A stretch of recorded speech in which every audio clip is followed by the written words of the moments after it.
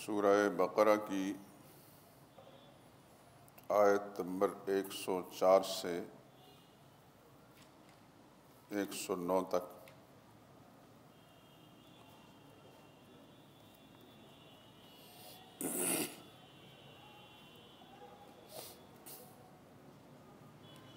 اعوذ باللہ من الشیطان الرجیم بسم اللہ الرحمن الرحیم يا أيها الذين آمنوا لا تقولوا راعنا وقولوا انظرنا واسمعوا وللكافرين عذاب أليم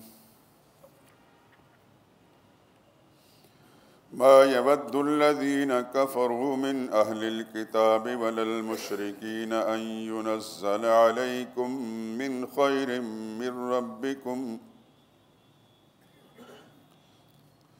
والله يختص برحمته من يشاء والله ذو الفضل العظيم ما ننسخ من آية أو ننسها نأت بخير منها أو مثلها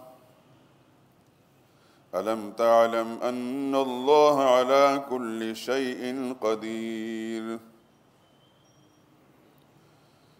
ألم تعلم أن الله له ملك السماوات والأرض وما لكم من دون الله من ولي ولا نصير أم تريدون أن تسألوا رسولكم كما سئل موسى من قبل ومن يتبدل الكفر بالإيمان فقد ضل سواء السبيل ود كثير من أهل الكتاب لو يردونكم من بعد إيمانكم كفارا حسدا من عند أنفسهم من بعد ما تبين لهم الحق فاعفوا واصفحوا حتى يأتي الله بأمره إن الله على كل شيء قدير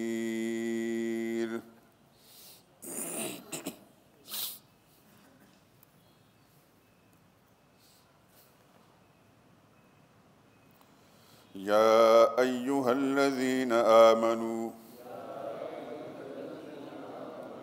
اے ایمان والو لا تقولوا مت کہو راعنا کا لفظ وقولوا انظرنا اور کہو انظرنا واسمعوا اور سنتے رہو وَلِلْكَافِرِينَ عَذَابٌ أَلِيمٌ اور کافروں کے لیے دردناک سزا ہے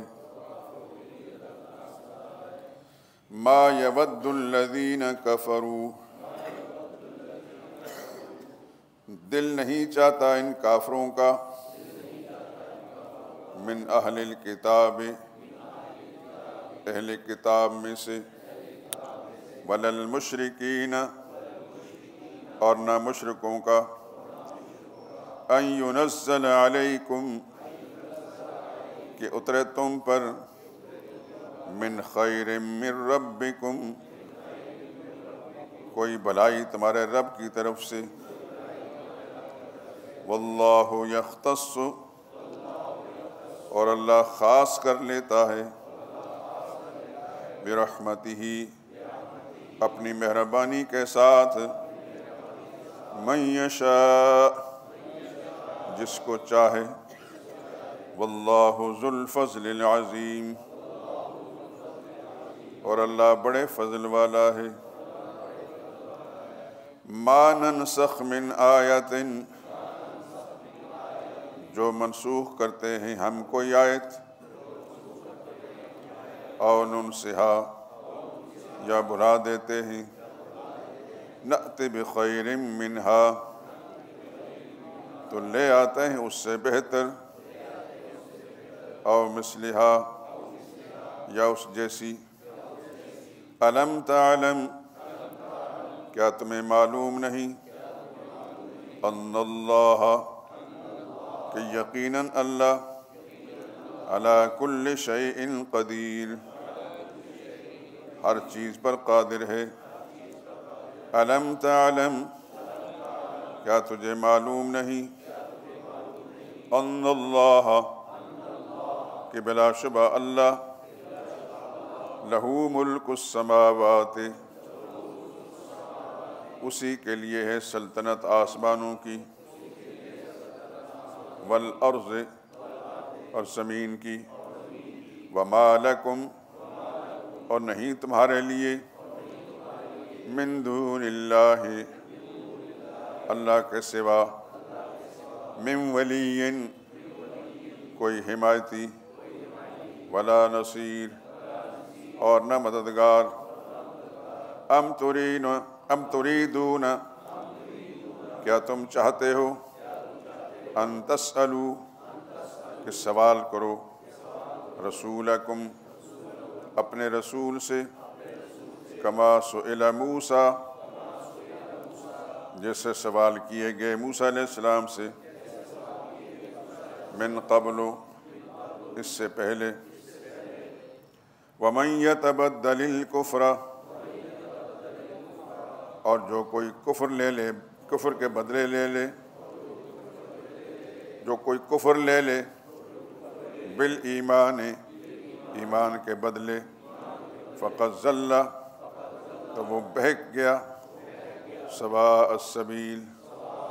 سیدھی راہ سے ود کثیر دل چاہتا ہے بہت سے لوگوں کا من اہل الکتاب اہل کتاب میں سے لو یردونکم کسی طرح تم کو پھیر دیں من بعد ایمانکم ایمان لانے کے بعد کفاراً کفر کی حالت میں حسداً حسد کے سبب من عند انفسہم ان کے دل کی حسد سے من بعد ما تبین بعد اس کے کہ ظاہر ہو چکا لہم الحق ان پر سچ فاعفو سو تم درگزر کرو واسفحو اور خیال میں نہ لاؤ حتی یأتی اللہ جب تک کہ اللہ لے آئے بِأَمْرِهِ اپنا حکم ان اللہ یقیناً اللہ علی کل شیء قدیر ہر چیز پر قادر ہے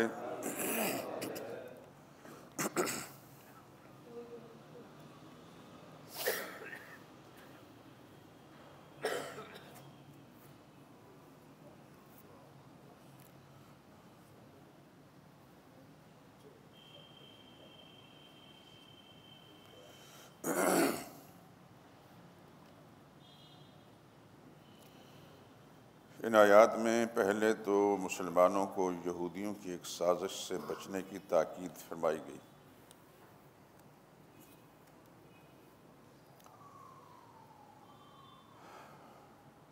اب یہ بات کسی پر ڈھکی چھپی نہیں رہی کہ یہودی کون ہیں کرۂ ارض پر اسلام کے اور مسلمان کے دشمن یہود سے بڑھ کر کوئی نہیں ہر ممکن تدبیر کر کے مسلمان کو نقصان جسمانی بھی اور ایمانی بھی پہنچانے کی کوشش کرتے رہے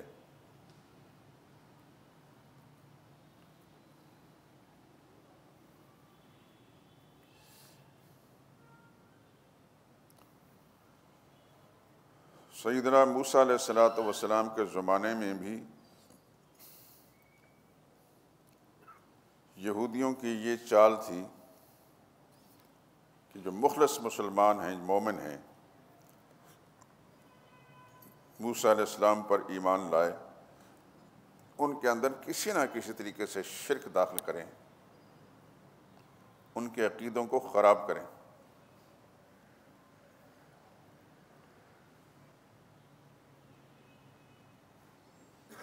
اسی طرح محمد مصطفیٰ صلی اللہ علیہ وسلم کی بعثت کے بعد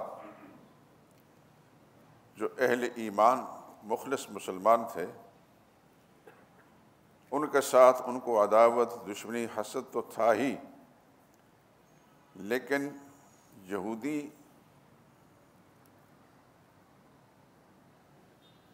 جعلی ایمان لا کر، یعنی مسلمان کہلا کر، جو یقیناً اندر سے منافق تھے، مسلمانوں میں مل جل کر کسی نہ کسی بہانے سے ان کے اندر شرکیہ الفاظ اور مشرکانہ عقائد داخل کرنے کی کوشش کرتے۔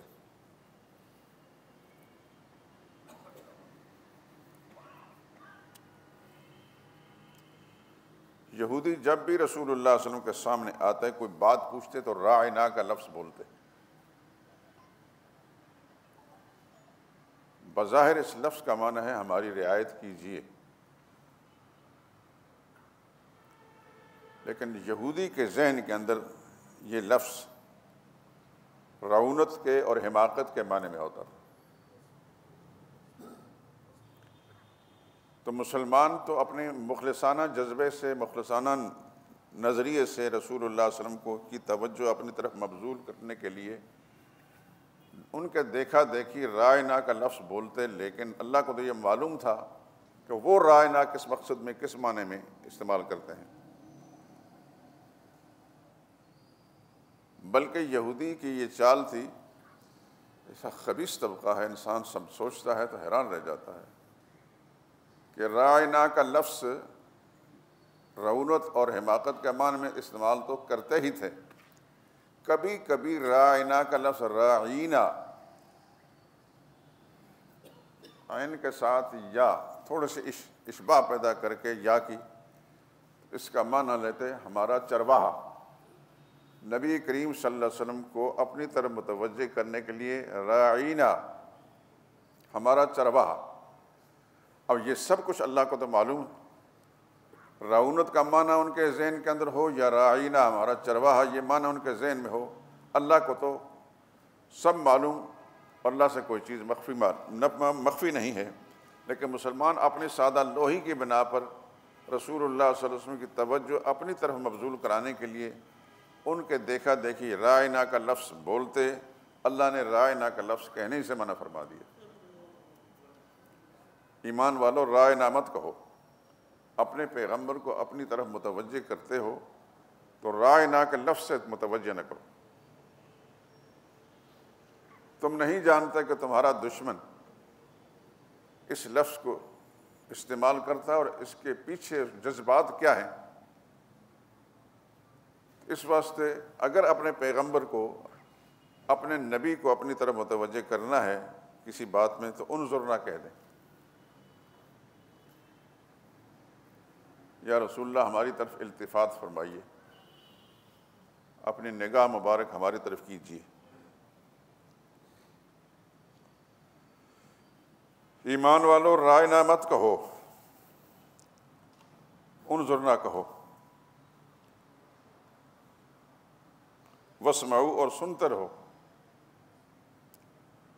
نبی کریم صلی اللہ علیہ وسلم کی ارشادات مبارکہ سنتے رہو۔ وَلِلْكَافِرِينَ عَذَابٌ عَلِيمٌ، اور یہ جان لو کہ کافروں کے لیے دردناک سزا ہے۔ کافر چاہے مشرک کی شکل میں ہو، چاہے یہودی کی شکل میں ہو، کھلم کھلا یہودی ہو یا منافق کی شکل میں ہو۔ بہت سارے یہودی منافقانہ طور پر اسلام کا لبادہ اوڑے ہوتے تھے، لیکن ہوتے منافق۔ مدنی زندگی میں رسول اللہ صلی اللہ علیہ وسلم کو جن لوگوں سے واسطہ پڑا تو مسلمان تھے ہی، وہ تو مخلص تھے، لیکن مدنی زندگی میں رسول اللہ صلی اللہ علیہ وسلم کو منافقین سے واسطہ پڑا۔ آپ سن چکے ہیں اس سے پہلے جب سورہ مبارکہ ہم نے شروع کی تھی تو شروع کے جو 2 رکوع ہیں ان میں 3 جماعتوں کا ذکر تھا۔ پہلی 5 آیتوں کے اندر مخلص مسلمانوں کا، دوسری 2 آیات میں پکے کافروں کا، اور آگے 13 آیات میں منافقین کا۔ اس وقت میں نے یہ بات عرض کی تھی، آپ کی توجہ مبذول کرائی تھی کہ منافقین کا تذکرہ زیادہ آیات میں کیا گیا ہے، اہل ایمان کا نہیں۔ اس کی وجہ یہ ہے کہ منافق بہت زیادہ خبیث ہوتا ہے، اور اس زمانے منافقین زیادہ تر یہودی ہی تھے، یہ یہودیوں کے اعلی کار تھے۔ جیسا میں نے عرض کیا اس وقت بھی، پھر توجہ دلا دیتا ہوں، عبداللہ بن ابی جو منافقین کا سرغنہ تھا، یہ حضور صلی اللہ علیہ وسلم کے وہاں تشریف لے جانے سے پہلے تیاری کر بیٹھا تھا مدینہ طیبہ کے لوگوں کا بادشاہ بننے کی، آج بھی تیار کر رکھا تھا اس کے ہمنواؤں نے، اس کے ساتھیوں نے۔ قضاء و قدر کے فیصلے کے محمد مصطفیٰ صلی اللہ علیہ وسلم تشریف لے گئے، اور آپ ویسے تشریف نہیں لے گئے، اس سے پہلے مدینہ طیبہ کے بہت سارے مسلمان ایمان لا چکے تھے، مکہ معظمہ تشریف لا کر، اور رسول اللہ صلی اللہ علیہ وسلم کے نمائندے جو بھیجے گئے، حضرت مصعب بن عمیر رضی اللہ تعالیٰ عنہ حضور صلی اللہ علیہ وسلم نے بھیجے تھے، مکہ شہر کا وہ بانکا نوجوان، امیر ماں کا بیٹا، جس کے تن بدن پر ایک جوڑا جب آتا تھا تو امارت کے سبب سے ماں اگلا جوڑا جو ہے وہ نہیں پہناتی تھی، ملک شام سے ان کے سوٹ جوڑے بن کر آتے تھے، اور اتنی خوشبوئیں استعمال کرتے تھے کہ جدھر جاتے خوشبوؤں کی لہر آتی۔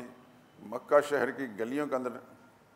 اگر یہ گزر چکے ہوتے تو بعد میں لوگ آپس میں باتیں کرتے، کہتے یہاں سے مصعب گزرا ہے، تبھی مہک رہی ہے یہ گلی۔ اس قدر خوبصورت اور حسین نوجوان تھا، لیکن تھے مشرک۔ نبی کریم صلی اللہ علیہ وسلم نے اللہ کا پیغام جب عام کیا تو جہاں اور بہت سے خوش نصیب ایمان لائے، ان خوش نصیبوں میں حضرت مصعب بن عمیر بھی تھے، یہ بھی رسول اللہ صلی اللہ علیہ وسلم پر ایمان لا چکے۔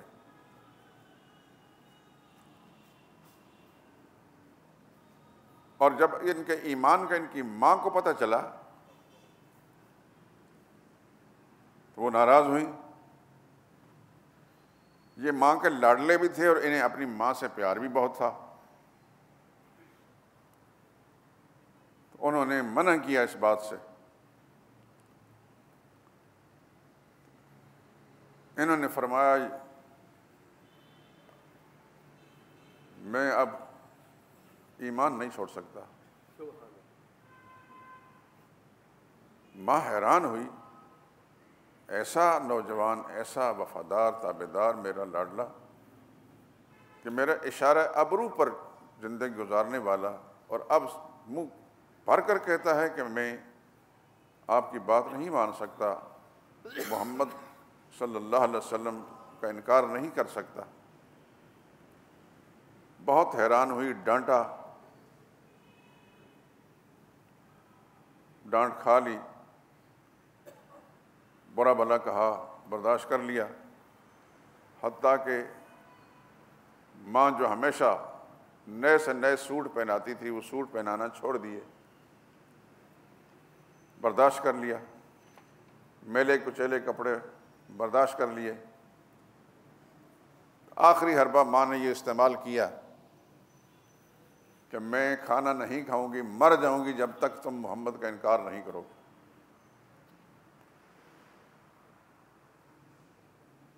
قربان جائیں حضرت مصعب بن عمیر پر رضی اللہ تعالیٰ عنہ، قربان جائیں ان کی پختہ ایمان پر، قوت ایمانی پر۔ ماں کا لاڈلا بھی اور ماں کے ساتھ بہت پیار کرنے والا، اس جملے کو سن کر ماں نے کہا کہ میں مر جاؤں گی جب تک تم محمد کا انکار نہیں کرو گے۔ صاف لفظ میں فرمایا، مجھے اماں تمہاری موت منظور ہے، محمد رسول اللہ سے غداری منظور نہیں۔ سبحان اللہ، سبحان اللہ، سبحان اللہ۔ اس تفصیل میں نہیں جاؤں گا میں کہ پھر ان کے ساتھ کیا ہوا۔ بالآخر محمد مصطفیٰ صلی اللہ علیہ وسلم نے اپنے معتبر مخلصین میں سے ان کا انتخاب کیا اور ان کو مدینہ طیبہ بھیجا دین سکھانے کے لیے، اور مدینہ طیبہ میں جا کر انہوں نے دین سکھایا۔ بہت سارے لوگ مدنی زندگی والے حضرت مصعب بن عمیر سے انہوں نے دین سیکھا۔ تو مدینہ کے اندر رسول اللہ صلی اللہ علیہ وسلم کی تشریف لے جانے سے پہلے ایمان پھیل چکا تھا۔ کچھ وہ مسلمان تھے جو مکہ معظمہ میں آ کر رسول اللہ صلی اللہ علیہ وسلم سے دین سیکھ گئے تھے اور ایمان کی دولت سے مالا مال ہو چکے تھے، اور کچھ وہ تھے کہ جن کو دین سیکھنے کے لیے حضرت مصعب بن عمیر کو اللہ کے پاک پیغمبر نے بھیجا صلی اللہ علیہ وسلم، اور انہوں نے محنت کی۔ نتیجتاً پھر مدینہ کے لوگوں نے رسول اللہ صلی اللہ علیہ وسلم سے مطالبہ کیا کہ آپ تشریف لائیں، ہمارے ہاں تشریف لائیں۔ آپ جانتے ہیں کہ مکی زندگی میں رسول اللہ صلی اللہ علیہ وسلم کے لیے کیا مشکلات تھیں، اپنے بھی بیگانے تھے۔ ایک سگا چچا جس کو ابو لہب کہا جاتا ہے، قرآن کی زبان میں بھی اس کا نام ابو لہب ہے، اور قرآن نے اس پر لعنتیں بھیجی ہیں، تبت یدا ابی لہب و تب، ابو لہب کے دونوں ہاتھ ٹوٹ جائیں، خود بھی ہلاک ہو جائے، اور قیامت تک یہ لفظ قرآن کریم میں موجود رہیں گے اور مسلمان تلاوت کریں گے، اور جب تبت یدا ابی لہب پڑھیں گے تو اس کے لیے بدعا کر کے جائیں گے۔ کتنا بڑا بدنصیب اور بدبخت شخص تھا، یہ بھی آپ کے علم میں ہوگا، نہیں تو میں تھوڑا سا اشارہ کر دیتا ہوں کہ اس کی موت بڑی بھیانک تھی۔ اس کے جسم پر ایسے پھوڑے نکلے کہ بدبو آنے لگی، گھر والے نے اٹھا کر باہر کچرے کے ڈھیر پر پھینک دیا، مر گیا، اور بدبو قرب و جوار میں پھیل رہی تھی۔ تو بالآخر حبشی نوجوانوں کو بلا کر ان کو ایک گڑھا کھود کر اس گڑھے کے اندر پھینک کر اس کے اوپر سارا ملبہ، کچرا اور مٹی اور پتھر ڈال کر اس کو دفن کر دیا۔ کون؟ وہ جو رسول اللہ کے خاندان کا ہے، سید بادشاہ ہے۔ یہ لفظ میں اس لیے بول رہا ہوں کہ ہمارے اس معاشرے کے اندر سید شاہ صاحب اور سید صاحب اس لفظ کو بڑا استعمال کیا جاتا ہے، چاہے ہو یا نہ ہو۔ ہمارے علاقے میں خاص طور پر شاہ صاحب اور سیدوں کی بڑی سمجھو کہ دھوم ہے۔ میں اب سے کئی سال پہلے، کم و بیش 20-25 سال یا ایسے کم و بیش، ایک دفعہ میں گیا اپنے شہر شنکیاری، آپ حضرات گئے ہوں گے یقیناً۔ یہ علاقہ مانسرا سے لے کر ڈاڈر تک 20 میل کا ٹکڑا ہے، بہت خوبصورت اور سرسبز و شاداب ہے۔ درمیان میں ایک ندی بہتی ہے، اس ندی سے کئی نہریں نکالی گئی ہیں زمینوں کو شاداب کرنے کے لیے۔ ایک نہر ہمارے گھر کے آگے سے نکلتی ہے، اور ساری زمینیں بہت سرسبز و شاداب ہے۔ خیر، دائیں بائیں پہاڑ ہیں، وہ بھی سرسبز و شاداب ہیں۔ جدھر ہمارا گھر ہے اس سے پیچھے پہاڑ بڑا کافی اونچا ہے، وہ جنگلات ہیں۔ انگریز کے زمانے میں ایک سڑک نکالی گئی تھی 1928 میں پہاڑ کی چوٹی پر، وہاں بڑے بڑے بنگلے اور ریسٹ ہاؤس بنے ہوئے ہیں، بڑے خوبصورت۔ خیر، تو میں گیا تو اتفاق کی بات ہے کہ جمعے کا دن آیا تو شنکیاری شہر کی جامع مسجد، سب سے بڑی مسجد اس علاقے کی، کئی ہزار آدمی کا مجمع ہوتا ہے۔ اکثر میں کم ہی جمعہ ناغہ کرتا ہوں، لیکن اتفاق کی بات ہے کہ جب میں گیا تو پتہ چل گیا وہاں کے خطیب صاحب کو، انہوں نے مجھ سے جمعہ پڑھانے کے لیے کہا۔ اسی طرح تقریباً گھنٹہ بھر وہاں بیان ہوتا ہے، بڑا مجمع ہوتا ہے۔ اللہ تعالیٰ کی توفیق سے یہ سب کچھ باتوں باتوں کے اندر سیدوں کا تذکرہ آ گیا، چونکہ اس علاقے میں سید بہت زیادہ ہیں اور ہمارے خاندان کے ساتھ بھی ان کے بڑے تعلقات ہیں۔ تعلقات اپنی جگہ، مگر سچ تو اپنی جگہ ہے میں نے کہا میں ایک طالب علم ہوں، کتابوں کے ساتھ میرا واسطہ رہتا ہے اور ڈھیروں کتابیں میرے پاس ہیں، انصاب لوگوں کے سلسلے انصاب پر بہت ساری کتابیں میرے پاس ہیں۔ تو میں نے دیکھا کہ سید کوئی قوم نہیں ہے، میں نے بڑے صاف لفظ میں کہا سید کوئی قوم نہیں ہے، یہ ایک احترامی اور اعزازی لفظ ہے۔ عرب دنیا کے اندر آج بھی کسی کا احترام کرتے ہیں تو سید کا لفظ بولتے ہیں، کوئی بھی محترم شخصیت اس کے لیے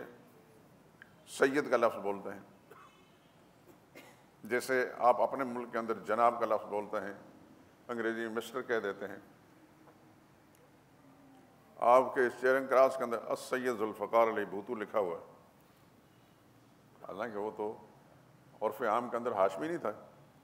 اندرا گاندھی اپنے زمانے کے اندر عرب دنیا کے اندر گئی پورے دورے پر، تو بڑے وہاں کے اخبارات سیدہ اندرا گاندھی، بڑے بڑے سرخیوں کے ساتھ اخبارات میں اس کا نام سیدہ اندرا گاندھی، جس کو محترمہ کہہ دیتے ہیں۔ تو خیر میں نے کہا کہ سید کوئی قوم نہیں ہے، یہ ایک احترامی لفظ ہے۔ البتہ اگر نبی کریم صلی اللہ علیہ وسلم کی ذات سے، آپ کے خاندان سے کسی کی نسبت صحیح ہو تو وہ ہاشمی کہلائے گا، ہاشمی کو میں مانتا ہوں، سید کوئی نہیں۔ اور وہاں علماء بھی بے شمار ہوتے ہیں، میں نے کہا پڑھے لکھے لوگ وہاں موجود ہیں، پوری ذمہ داری سے بات کر رہا ہوں، میرا خاندان یہیں ہے، میرا گھر یہاں ہے، سارے علاقے کے لوگ جانتے ہیں۔ جس کو بھی اگر اس میں شک ہے میری بات غلط ہے تو غلط ہوتا ہے، مجھے ماننے کے لیے کوئی انکار بھی نہیں، لیکن دلیل کے ساتھ مانوں گا۔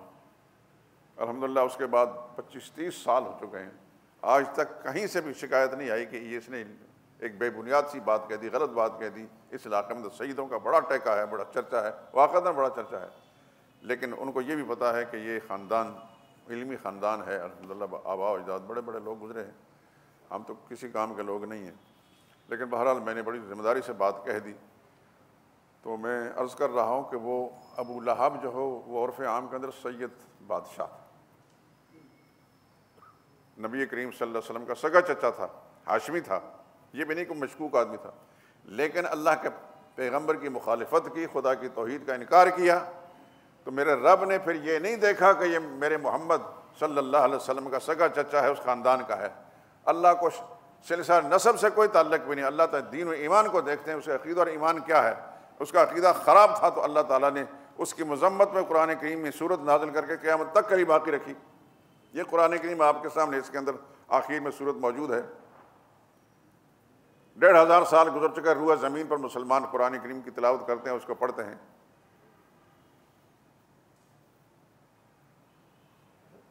صرف رسول اللہ صلی اللہ علیہ وسلم کا معاملہ نہیں، اس سے پہلے بھی ابراہیم خلیل اللہ کے والد، اس کا تذکرہ قرآن کریم کے اندر موجود ہے، اور ابراہیم خلیل اللہ جد الانبیاء ہیں۔ سارے بنی اسماعیلی اور بنی اسرائیلی، بنو اسماعیل اور بنی اسرائیل کے جتنے نبی گزرے ہیں ان سب کے دادا ہیں، جد الانبیاء ہیں اور بڑی شان والے پیغمبر ہیں، لیکن ان کا والد مشرک تھا۔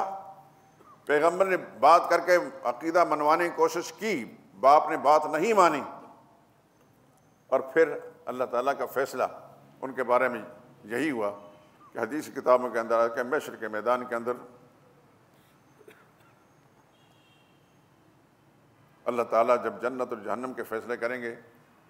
جس کو دائمی جہنم میں ڈالنا، جس کو دائمی جنت میں بھیجنا ہے، اس میں ابراہیم خلیل اللہ کے والد چونکہ مشرک تھے، مشرک مرے ہیں، ابراہیم خلیل اللہ کی عزت کی خاطر، ان کے تحفظ کی خاطر کہ یہ لوگوں سے ہمیں شرمندگی نہیں اٹھانی پڑے، ان کے والد کو اس کی شکل بدل کر بجو کی شکل میں تبدیل کر کے آزر کو خدا کا فرشتے ہاتھوں سے اور ٹانگوں سے پکڑ کر جہنم میں ڈالیں گے، معاف نہیں کیا جائے گا۔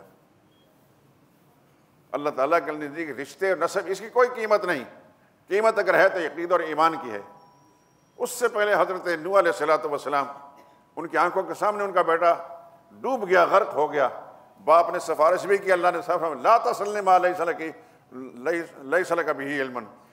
اے نوح اس کے بارے میں جس کے بارے میں آپ کو پتہ نہیں، سوال بھی مت کر، پوچھے بھی مت۔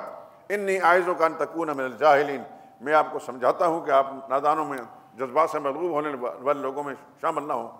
تو اللہ کے پیغمبر نے، خدا کی کروڑ رحمتیں صلاۃ والسلام ان پر، فوری طور پر اللہ کی بارگاہ میں التجا کی، رب انی اعوذ بک من ان اسألک ما لیس لی بہ علم، یا اللہ میں تیری پناہ میں چاہتا ہوں کہ ایسی چیز کا سوال کروں جس کا مجھے پتہ نہیں، وَإِلَّا تَغْفِرْ لِي وَتَرْحَمْنِي، اگر تو مجھے معاف نہیں کرے گا اور میرے حال پر رحم نہیں کرے گا اکن من الخاسرین، میں نقصان اٹھانے والوں بن جاؤں گا۔ تو قرآن کریم سے یہ پتہ چلتا ہے کہ انساب کی کوئی قیمت بھی نہیں، رشتوں کی کوئی قیمت نہیں، قیمت اگر ہے تو ایمان کی ہے۔ اور قرآن کریم کا یہ درس جو آپ پڑھ رہے ہیں، اللہ تعالیٰ قائم رکھے، آپ کو سلامت رکھے اور زندگی کا آخری سانس تک قرآن سے وابستہ رکھے۔ اس کے اندر عقیدہ اور ایمان ہی سکھایا جاتا ہے، اعمال بعد میں ہے، اعمال بعد میں ہے، پہلے ایمان ہے، سب سے زیادہ ایمان پر زور ہے۔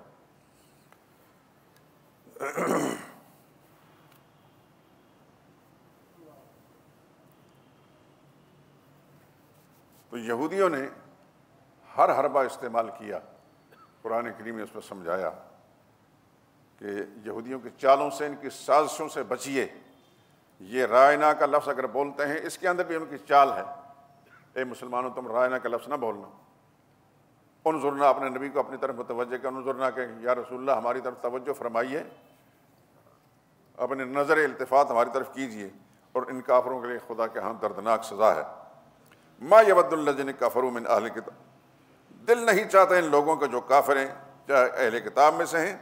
یعنی یہودی، ولا المشرکین، اور یا مشرکین میں سے ہیں، ان سب کا دل نہیں چاہتا ان ینزل علیکم من خیر من ربکم، کہ تم پر اللہ کی طرف سے کوئی خیر کی بات نازل ہو۔ یہ تمہاری بھلائی نہیں چاہتے، نہ مشرک چاہتے ہیں نہ یہودی چاہتے ہیں۔ واللہ یختص برحمتہ، لیکن اللہ تعالیٰ خاص کرتا اپنی مہربانی سے جس کو چاہے۔ یہ جتنی بھی برائیاں آپ کی کرتے رہیں، جتنے بھی آپ کے خلاف منصوبے بناتے رہیں، یہ منصوبے میں ناکام ہوں گے۔ اللہ نے اہل ایمان کے لیے خیر کے فیصلے کیے ہیں اور وہ خیر دے کر رہے گا۔